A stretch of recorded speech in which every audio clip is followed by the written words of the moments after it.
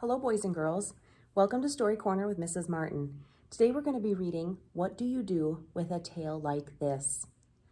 This book is a little different than the other books that we've been reading in the last few weeks because it isn't a story, but it tells us about true facts and information about different animals.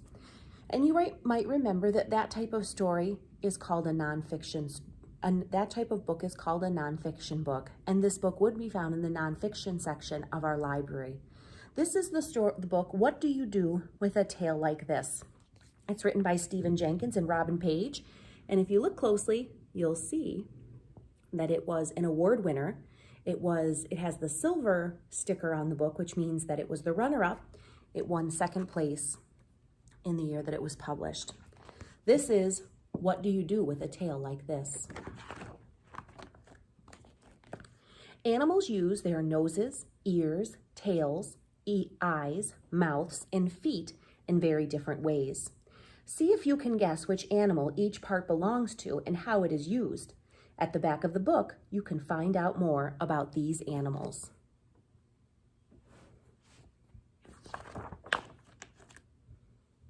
The first question says, what do you do with a nose like this?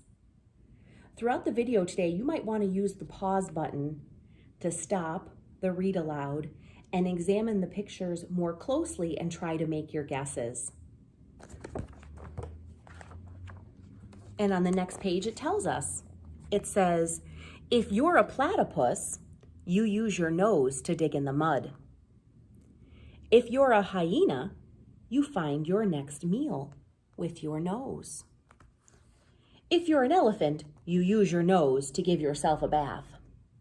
If you're a mole, you use your nose to find your way underground. And if you are an alligator, you breathe through your nose while hiding in the water.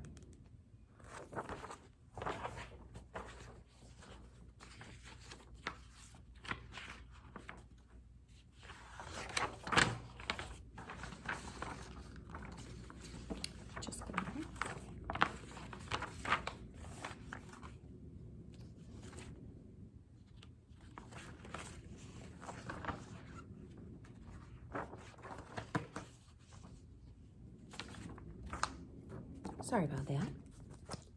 What do you do with ears like these? Can you see all the ears on the page, boys and girls? What do you do with ears like these? Some of these I think are a little easier than others. I'm very curious about this one right here.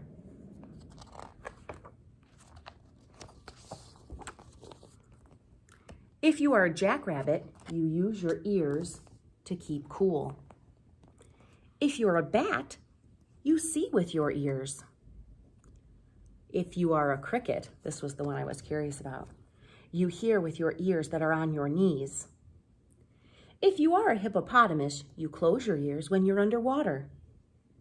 And if you are a humpback whale, you hear sounds hundreds of miles away.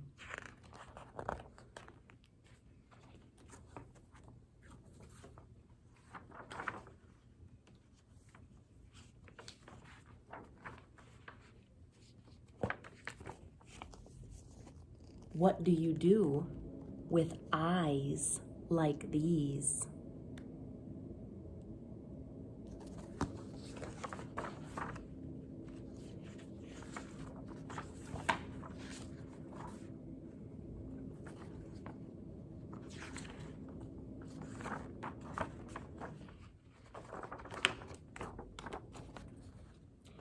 If you're an eagle, you spot tiny animals from high in the air. If you're a chameleon, you look two ways at once. If you're a four-eyed fish, you look above and below in the water at the same time.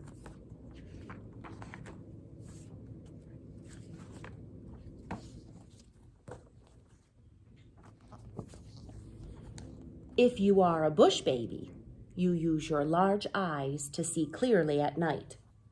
And if you are a horned lizard, you squirt blood out of your eyes.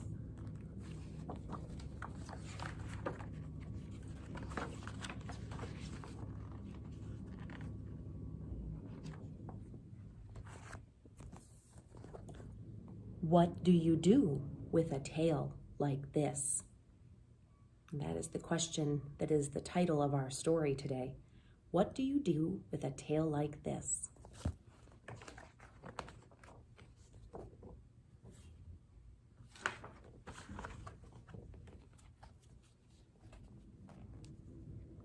If you are a giraffe, you brush off pesky flies with your tail. If you are a skunk, you lift your tail to warn that a stinky spray is on the way. If you're a lizard, you break off your tail to get away. If you're a scorpion, your tail can give a nasty sting. And if you are a monkey, you hang from a tree by your tail.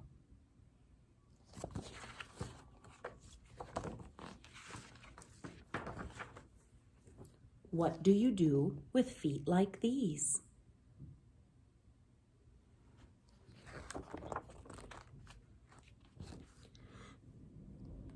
If you are a chimpanzee, you feed yourself with your feet.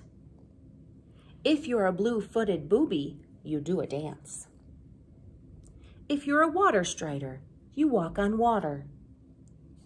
If you are a gecko, you use your sticky feet to walk on the ceiling.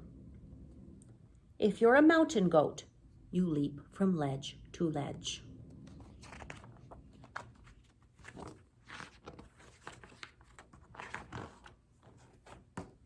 And this is the last question of the book. What do you do with a mouth like this?